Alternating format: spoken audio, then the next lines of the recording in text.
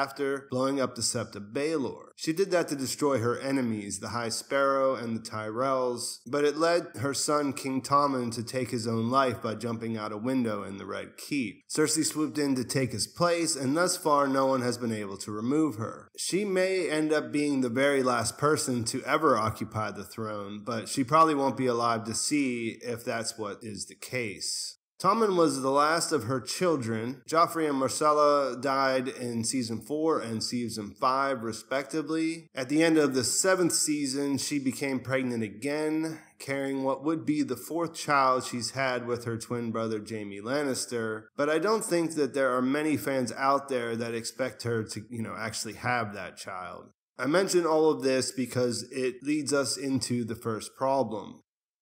The number one problem with Cersei is that she is a true villain. It's not to say she isn't a complex character. She is, and we'll talk about that some later, but she is definitely a bad guy as far as the story goes. Her villainy has been somewhat restrained because she was also a mother who wanted to protect her children. But at this point, there is nothing holding her back at all. It should be said that she's a good villain, a really good villain, in fact. And I'm not saying that she's some kind of diabolical mastermind. She's not. She actually makes a lot of mistakes. What I mean is that even though there isn't much to like about what she does, she's still a likable character, or at least an enjoyable character to watch. I've talked about this in plenty of videos before. Cersei is one of my favorite characters in the show. A lot of that is Lena Headey's performance, which is amazing, but part of it is also, dare I say, the way that they adapted her character for TV. Last week I was going through her chapters in A Feast for Crows, and I was reminded about the differences in the book and show versions.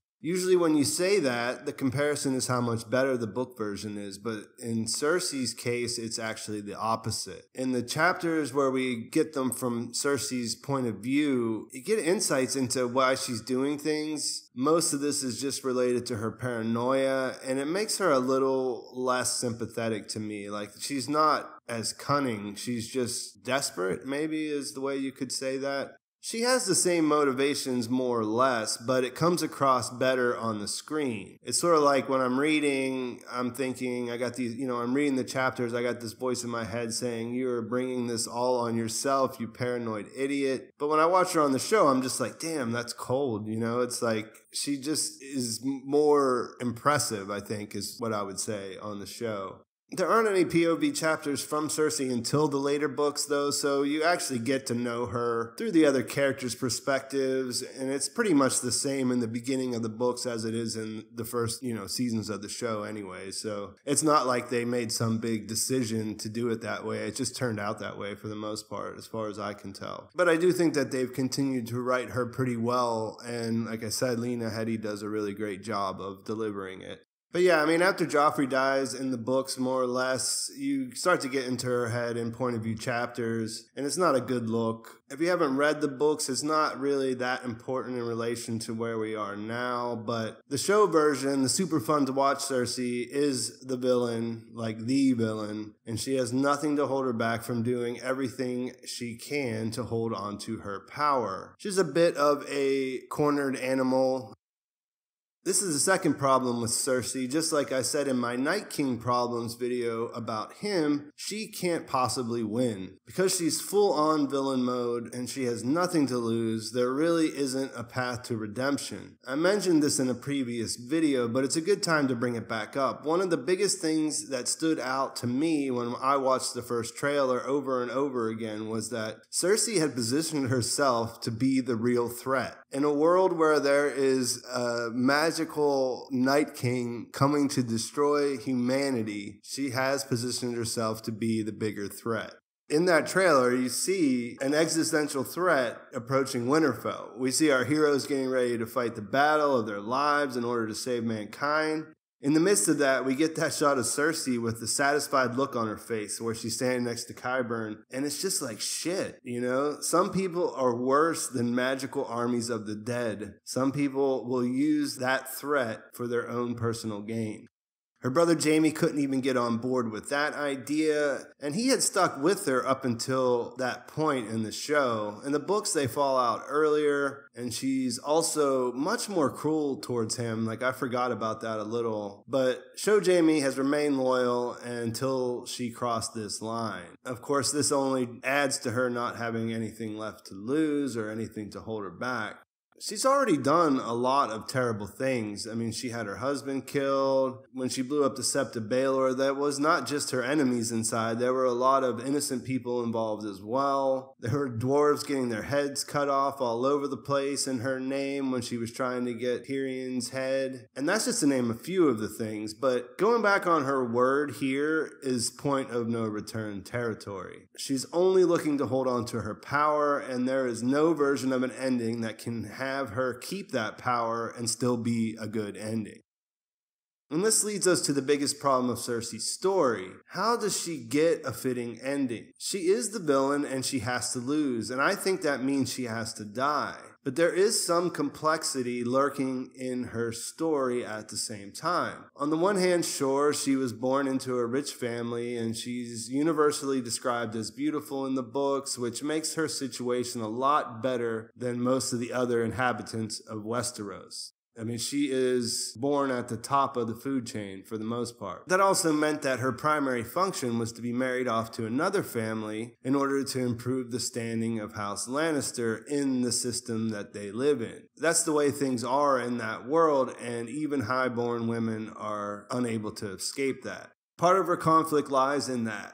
She's aware that she isn't treated as an equal because she's born female. She brings this up several times in the story, and it drives some of her decision-making. But what really drives Cersei is prophecy. She grows up thinking she's going to marry Prince Rhaegar, like her father tells her this at a very early age. And that's kind of interesting when you think about it, because Rhaegar is another character who was driven by prophecy, and he did all sorts of things that caused a lot of other stuff to happen in the idea that he was trying to follow a prophecy. But she never ended up marrying Rhaegar because Daenerys' dad, King Aerys, aka the Mad King, he started to get... Him and Tywin, Cersei's father, were friends for a very long time, since childhood, and they had this weird power dynamic as Aerys got older and got weirder and madder. So he wouldn't let it happen. But, when she initially goes to see Maggie the Frog, that's who she's talking about when she asks, "When will I wed the prince?" It's not really clear when the prophecy took over her life, but we do know that Maggie said one of the two girls didn't have a future, and that Melara,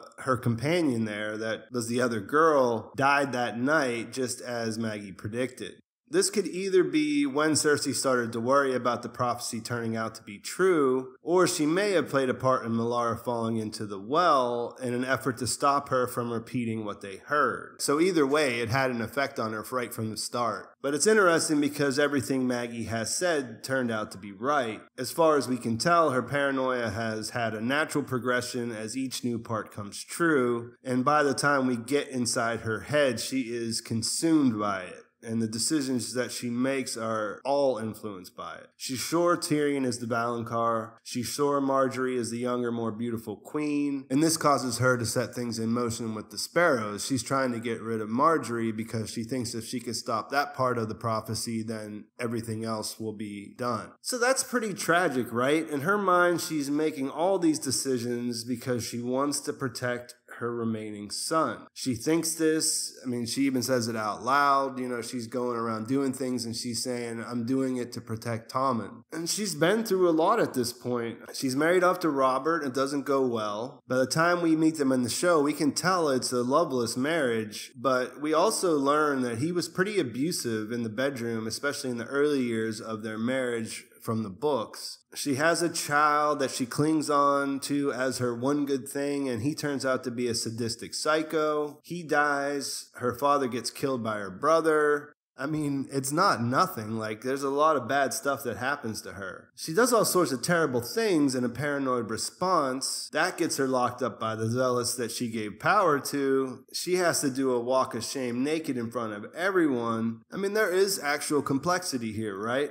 And she's terrible. Like I said, she's done what she's done in that true sense of everyone is the hero in their own story. She had her reasons. She did what she thought she had to do based on her situation, but none of what she suffered really makes any of that stuff okay. In the Walk of Atonement sequence in the books, she thinks about Ned when, she's out in the front of the Sept of Baelor. She thinks about how if Joffrey just hadn't followed through with his beheading, how different the story would have turned out. When she dreams of the trip to see Maggie the Frog, she tells herself to turn around, to not listen to what Maggie has to say. It's sort of like she is an actual victim, like stuff happens to her, but she also embodies it to the sense that she turns it outward and she just brings destruction. You know what I mean? Like she doesn't work on these things constructively. So I guess, on one hand you think, you kind of feel bad for her because, like I said, she's a compelling character and bad stuff has happened to her. But at the same time, like, she's ruthlessly evil and there's no chance that she's going to do the right thing. Like, you just know that. There's no way she's going to walk away, She's not going to give up power. She's not going to go out without a fight. She'll take everyone down if that's what is the only option. So, how do we get a fitting ending to that? Like, I want to see at least a nod to the complexity of who she was. But, for me, like, I would almost like to see her recognize the folly of the way that she's done the things that she's done. You understand? Like, I think if she realizes that, all this bad stuff happened to her and then she went out and did all this other terrible stuff, but, she did that. It's sort of like, she kind of thinks of herself as not responsible